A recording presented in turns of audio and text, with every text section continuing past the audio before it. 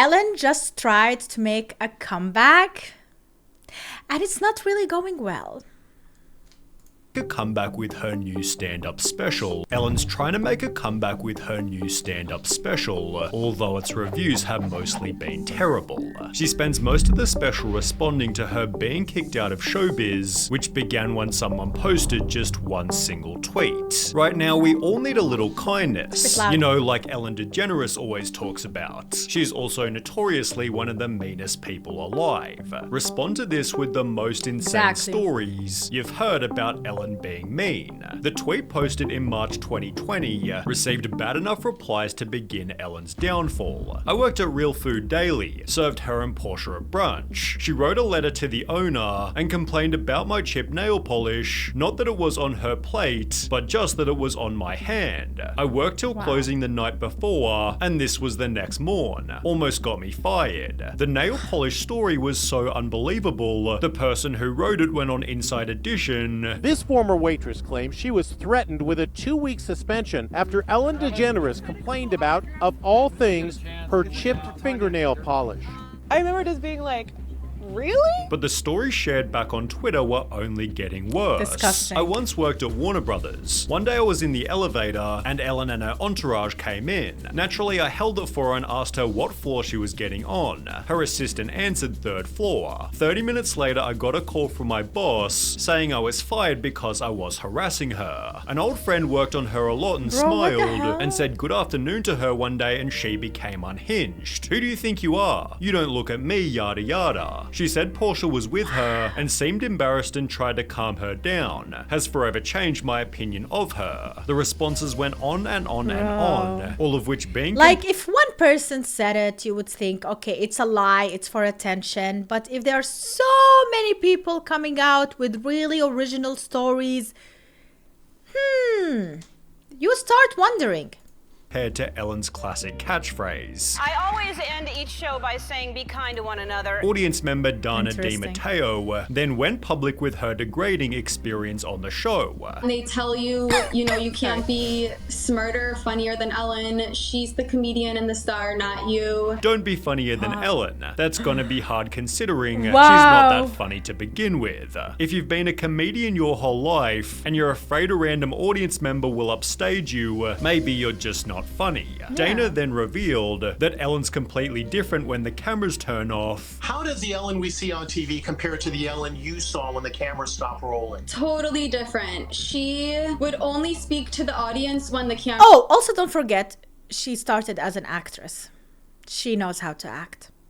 Cameras were rolling. As soon as they turned the cameras off, she would not even acknowledge the audience. She would just sit on the couch, basically. Which was supported by Hedda Muscat, one of the show's former producers. Toxic, phony, hypocrite, liar. That's what she is. She agreed that things were different when the cameras weren't rolling. We were told from the very beginning, don't talk to Ellen, don't do this, you can't go into her office. It was very nerve-wracking, very stressful. We all walked on eggshells all the time. And after the show's DJ also said the same, BuzzFeed launched their own investigation, interviewing a further 11 former employees. They were fired after taking medical leave or bereavement days to attend family funerals. One employee who claimed she was fed up with comments about her race essentially walked off the job. Others said they were also instructed by their direct managers to not speak to DeGeneres if they saw her around the office. After the accusations went viral, Ellen issued a statement within the company. Hey everybody, it's Ellen. On day one of our show, I told everyone in our first meeting that the Ellen DeGeneres show would be a place of happiness. No one would ever raise their voice, and everyone would be treated with respect. Obviously something changed, and I'm disappointed to learn that this has not been the case. And for that, I'm sorry. Anyone who knows me knows it's the opposite of what I believed and what I hoped for our show, yet Ellen's former producer certainly didn't buy it. So when Ellen says she's not aware of this environment, you don't think that rings true? It's a lie. Ellen then took a 2-month break and began a brand new season by addressing the public. As you may have heard, this summer there were allegations of a toxic work environment at our show. I learned that things happened here that never should have happened. I take that very seriously, and I want to say I am so sorry to the people who were affected. We have made the necessary changes, and today we are starting a new chapter. She'd then make the promise, And I'm committed to making this the best season that we have ever had. although the ratings said the opposite, Oh. because only 6 months later, the New York Times published Ellen DeGeneres loses 1 million viewers after apologies for toxic workplace. It explained that Ellen had been averaging 1.5 million viewers over the last 6 months, down from 2.6 million in the same period last year. The show's loss of more than 1 million viewers translates to a 43% decline, representing a steeper drop than any of its competitors. As a result, Ellen made the announcement, I am announcing that next season, season 19, is going to be my last season. adding in The Hollywood Reporter, as great as this show is, and as fun as it is, it's just not a challenge anymore. I need something new to challenge me, with her being exposed also clearly having an impact. She'd state the expose destroyed me, honestly. I'd be lying if I said it didn't. And it makes me really sad that there's so much joy out there from negativity. It's a culture now where there are just mean people, and it's so foreign to me that people get joy out of that. These mean people responded, stating, even without the controversy, the show hasn't been fun and genuine for years. It may have never been, but at least it seemed like it. But Ellen is tired of it all, and she's lousy at hiding it now. No more dancing by her, no monologue half the time, bad jokes that are dragged out way too long, tons of old show clips, tons of self-promotion, and a guest host every Friday. These elements led to an average final season, which Ellen concluded by crying with her audience. She then mentioned the possibility of returning to acting, but instead made a documentary titled Saving the Gorillas: Ellen's Next Adventure. It released in 2023, I never heard with of this. only 100 reviews on IMDb, and this likely being the first time you've heard of it, it's safe to Literally. say it performed pretty poorly. Ellen rather went back to living a quiet life until April 2024, She tried. when she'd make a new announcement. You may have heard that I'm doing stand-up again. If you want to come see me, I'll be sharing some news tomorrow at noon. As suggested, she'd announce a stand-up tour to be recorded and posted by Netflix, also adding, yes, I'm going to talk about it, referring to her being cancelled. Yes, this is Titled my last For Your show. Approval, Okay. the special begins with Ellen walking up a flight of stairs, each referencing a headline that ruined her reputation. She acknowledges the tweet that started her downfall, as well as the employees who spoke out against her, then begins the actual show with a joke about her fall from grace. You know, I used to say that I didn't care what other people thought of me, and I realize now, looking back, I said that at the height of my popularity. I'm here because I love doing stand-up, I miss doing stand-up, and I like making people happy, and I do care what people think. Now, this is a pretty respectable angle, as it feels extremely honest. Ellen Yet it mean also each other. seems like a sneaky request for pity, which as a high-profile celebrity you'll simply never get. Not only that, if you're funny, okay, and you're a comedian, I don't think you really need to keep bringing this toxic work thing to save your whole career. I think you should just move from that and continue doing what you think was best for you, and you will get followers again, right? Like, if you are just living on the pity of others, keep mentioning the things that brought you down, then maybe, just maybe, you are not that funny. Maybe it was true that you don't bring anything to the table. She then talks about what she's been up to. All right, well, let me catch up on what's been going on with me since you saw me last. Nothing. Hanging with gorillas.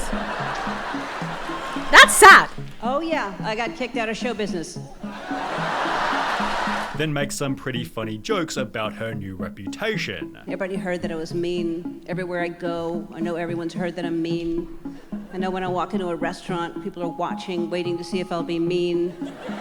That's what she should do. Actually, she should on purpose be mean. She should impersonate the people that what the people are saying and talking about her. She should just like take every tweet, what they mentioned, and just recreate it for fun. Oh, At least that would be She's interesting. reaching for butter. I thought she was gonna hit somebody. That's actually funny. On the contrary, there are some pretty out-of-touch segments. For example, her joking about her car features, which you'd clearly only find in a luxury vehicle. Then there's that one, that button that inflates the back of the seat. You know, the one that makes you feel like No, you're I getting don't know. spooned by a pregnant No, I really don't know. I don't have that car. I can't afford something like that. woman. She also makes this out-of-touch joke. We're all interested in different things. We're all good at different things. I was talking to someone the other day, and they said, Ellen, I don't know how you get on stage in front of people. I could never do that. And I said, well, I don't know how you dry clean clothes.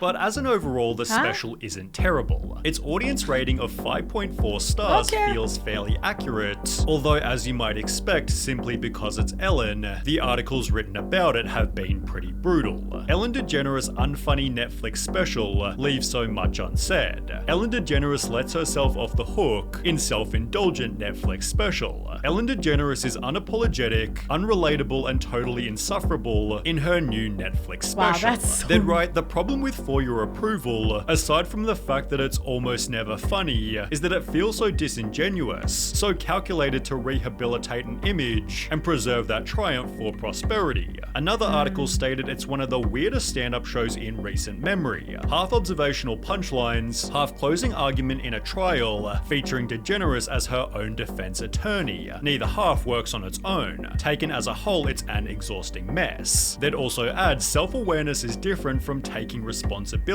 DeGeneres offers no apologies or even explanation. I mean, it's a stand-up comedy. She's not gonna go out there and apologize. What do people expect from a stand-up comedy? She's not gonna like go out there and say, hey, listen, about that and that, I'm so sorry. That of course she's not gonna say that. She has all the time in the world and all the other type of platforms and social medias where she can address these things. I think it should not be on a stand-up comedy. Maybe she could have done what she actually did in some of these segments, make fun or make light of the situation. But that should be the next step. First step should be apologizing, right? First step should be admitting and talking about it, fixing what needs to be fixed, and then maybe talk and joke about it, you know? You don't joke about it before addressing it. For her behavior, yet in other more favorable reviews, unapologetic was used as a positive. I like the fact that she's rather unapologetic. It's highly refreshing and honest. This extreme divide can be seen. That's funny. Like that's refreshing and honest. So you honestly think that she's an apologetic person. You know what I mean? The audience reviews on That's Google. sarcastic. There's almost an equal amount of 1 and 5-star ratings, a sad representation of the black and white thinking that plagues the internet so heavily today. Yeah, it's like poof. People either agree or disagree. They cannot be in the middle on this one. Interesting. Her comeback failed because she still refuses to take responsibility for being a toxic boss. She tried to create this narrative that she was cancelled because of misogyny, not because of the fact that she was a toxic person. She never admitted to do any of those things, and then she is making fun of those things as if discrediting whatever anybody said about it. So that is not nice. That is a mean type of behavior.